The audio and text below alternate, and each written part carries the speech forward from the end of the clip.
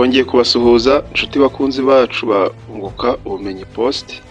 Nk'uko bisanzwe iyi ni channel ya Unguka Ubumenyi Post ibafasha kunguka ubumenyi, tubaganiriza ku bintu bitandukanye birimo documentaire, kuba kwiteza imbere, ibyo tuba twabasomeye bitandukanye bijyanye n'ikoranabuhanga, ibintu byinshi. Uyu munsi rero tugiye kubaganiriza kuri business yitwa Real Estate, cyangwa se uburyo bwo gushora imari mu butaka n'amazu bikaba byakugeza ku bukire. Iyi Real Estate cyangwa ubucuruzi bwo gushora imari mu butaka n'amazu ni business yatumye abantu benshi baba bakire ku isi. Saha mu Rwanda gusa, ni ahantu henshi cyane, kandi noneho iyi business ishobora kuba yafasha umuntu kwiteza imbere, akaba ashobora kuba yagera ku bintu byinshi rwose mu gihe yatinyutse akayijyamo. Niba uzi uko ikora rero ukaba uteganya kuyikora, ahangaha hari ubundi bumenyi ushobora kungukira muri iki kiganiro.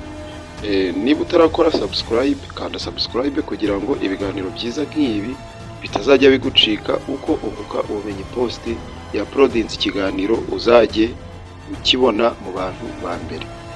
Reka dusobanukirwe birambuye uko Real Estate ikora, ibyiza byayo, ibibazo ishobora kugira, ndetse n'uko wowe ushobora kuyitangira niyo waba ufite amafaranga make. Ijambo Real Estate ubundi ni ibintu bifitanye isano n'ubutaka n'ibiri kuri ubwo butaka, bikaba bihoraho, bikaba bitimukanwa, nk'inzu zo guturamo cyangwa gukodesha, amazu y'ubucuruzi, amahoteli, ndetse n'ubutaka bwonyine. Kwa kuntu umuntu ashobora kugura ikibanza agategereza kikazamara igihe akazakigurisha amaze kubonamo inyungu. Ni business ishingiye kuri ibyo bintu: kubigura, kubigurisha, gukodesha, cyangwa kubyubaka kugira ngo uzabone inyungu. Ibi biba bifite agaciro karamba, kandi bigenda bizamuka uko imyaka igenda yiyongera. Uko ikintu kiri kugura amafaranga runaka uyu munsi, bigera nko mu mwaka utaha cyangwa mu myaka ibiri hamaze kugeraho ibintu byinshi. Ubucuruzi bwa Real Estate rero bukorwa mu buryo butandukanye. Hari igihe umuntu ashobora kugura ubutaka akabubika mu gihe runaka. Ati ni ubutaka, ni ikibanza, ibyo bintu ukaba ushobora kubugura, hanyuma noneho bikamara igihe runaka ukongera ukagurisha. Icyo gihe ugura ubutaka ahantu hari gukura cyangwa hari gutera imbere, hanyuma aho hantu se ni mu nkengero z'umujyi, ni ku muhanda se wa kaburimbo, noneho bukamara igihe runaka, igihe agaciro kabwo kamaze kuzamukira, ukaba wagurisha ukabona inyungu.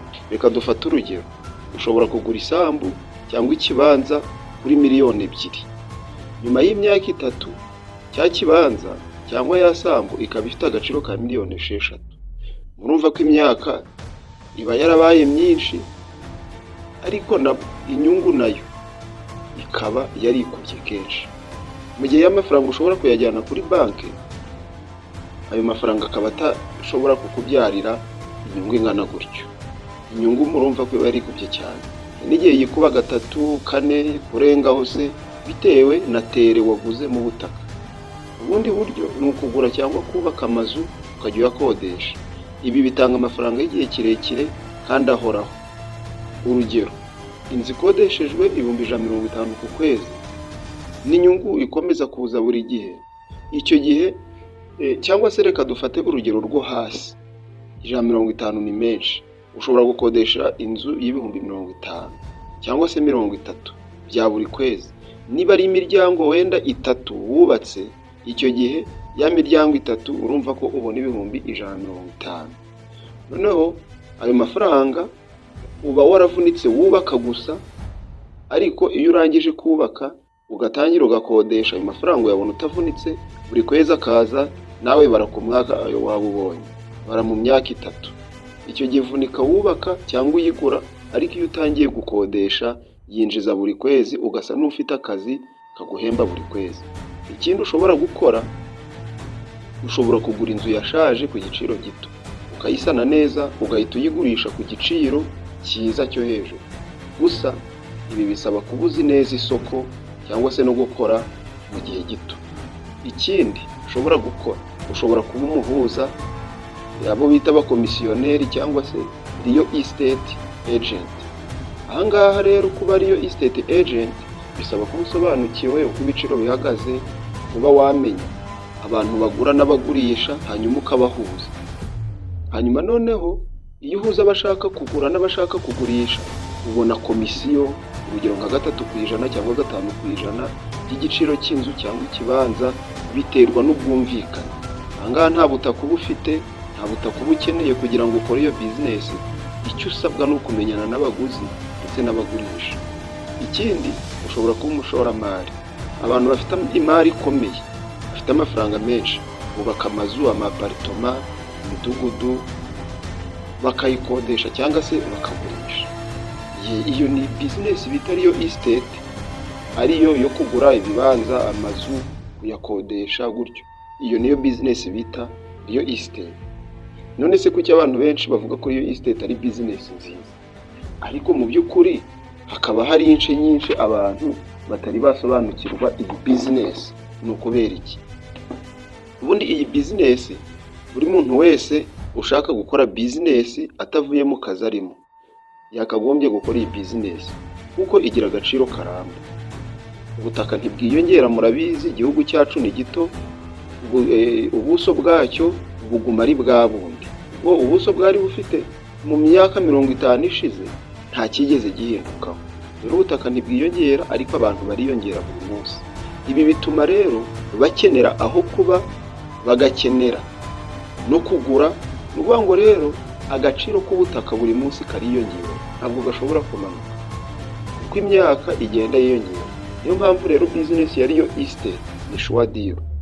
Ikindi, iyi business itanga amafaranga y'igihe kirekire, kuko nk'inzu cyangwa ubutaka bishobora kugutunga imyaka myinshi, nta mirimo myinshi ikaze ukora. Hari abantu benshi bagiye batakaza akazi, ariko muri ka kazi bari barabanje kugura cyangwa se kugura nyine amazu cyangwa kubaka, birangira ya mazu ari y'abatubuzi, baratakaje akazi. Ikindi, iri ni ishoramari riba ryizewe. Ishoramari rya real estate rigira ibiciro bihindagurika nk'uko ibiciro by'ibindi bicuruzwa bihindagurika. Urugero nk'ibikomoka kuri peteroli, abantu bacuruza za cryptocurrency biramanuka, ubundi bikazamuka. Donc ntibiba byizewe, ariko real estate iba yizewe kuko ntihindagurika nk'izindi business zihindagurika. Ikindi, iteza imbere igihugu kuko abafundi babonamo ibiraka. Nk'iyo umuntu ari kubaka amazu, urumva atanga ikiraka.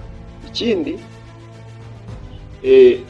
abahuza, abakomisiyoneri nabo babonamo akazi, aba ariyo estate agent, hanyuma bagahabwa komisiyo. Noneho hari abakora mu rwego rw'ubutaka nk'abatekinisiye, abanoteri b'ubutaka, abo bose babonamo akazi.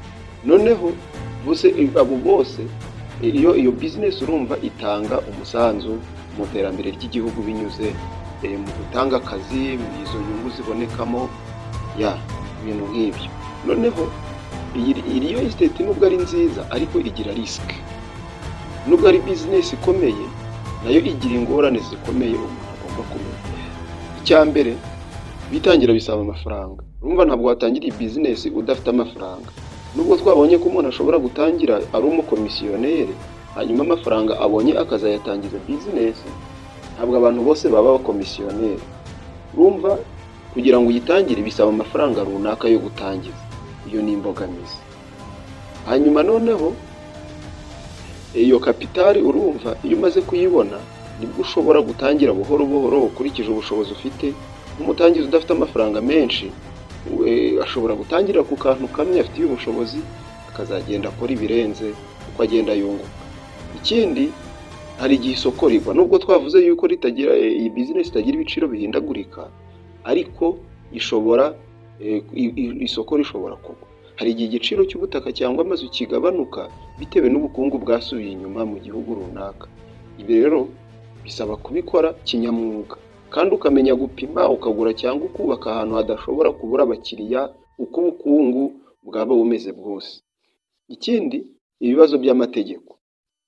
Iyi business isaba amategeko kugira ngo ajyemo, kuko ubutaka bufite impapuro zituzuye cyangwa burimo amakimbirane n'impaka z'ababyeyi n'abana cyangwa imiryango, bushobora guteza igihombo gikomeye.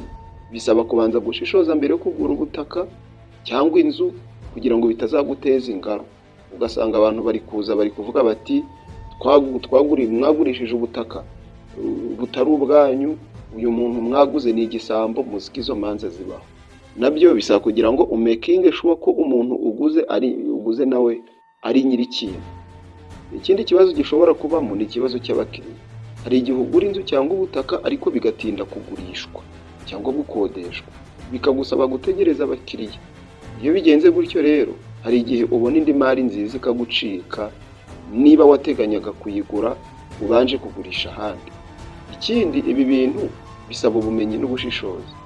Umuntu udasobanukiwe isoko cyangwa kugura ahantu hatari heza cyangwa akabeshywa ashobora guhomba, kuko akenshi iyo estate agent cyangwa se abakomisiyoneri bo baba bikenereye ibihembo gusa.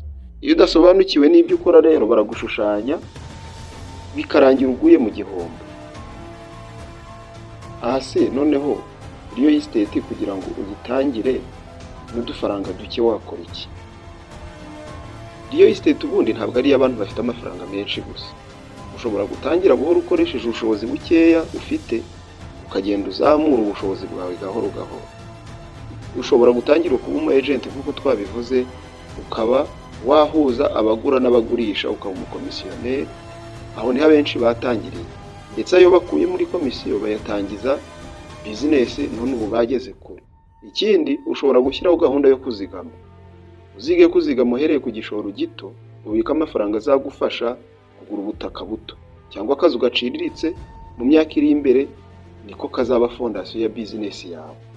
Ikindi, ushobora gushaka ubutaka bworoshye buhendutse ariko buri ahantu hafite future, ahantu heza nyine hashobora kugurwa, ahantu h'inyuma y'umujyi hafi ya kaburimbo, aho ibikorwa remezo bigenda biza bisanga.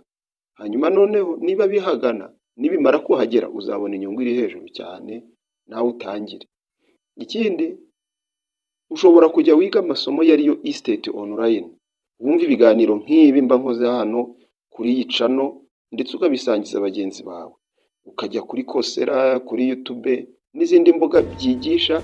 Hari imbuga nyinshi zigisha ku bucuruzi bw'ubutaka ndetse n'amazu. Ikindi, ushobora gushakisha amakuru ahagije ku masoko y'ubutaka mu gihugu cyawe. Ibyo nabyo bishobora kugufasha kumenya igihe cyiza cyo kugura no kugurisha. Ubucuruzi bwa real estate rero ni imwe mu nzira zikomeye zishobora kugufasha kugera ku bukire n'umutekano w'ubukungu. Ntibisaba kuba ufite byinshi, bisaba gutangirira aho uri, ugatangiza bike ufite, ugashaka ubumenyi, ugakunda kuganira n'abantu bafite inzozi nk'izawe. Wibuke ko ubutaka butiyongera, ariko amahirwe yo kuba umuntu yabwiharira aboneka ku bantu bakeya bafite icyerekezo. Murakoze kudutega amatwi hano kuri Unguka Ubumenyi Post. Niba ushaka kumenya uburyo bwo gushora imari mu buryo bw'ukuri kandi burambye, kanda subscribe kuri Unguka Ubumenyi Post, ukande like kugira ngo uzashobore gukurikira ibindi biganiro by'ubutaha. God bless.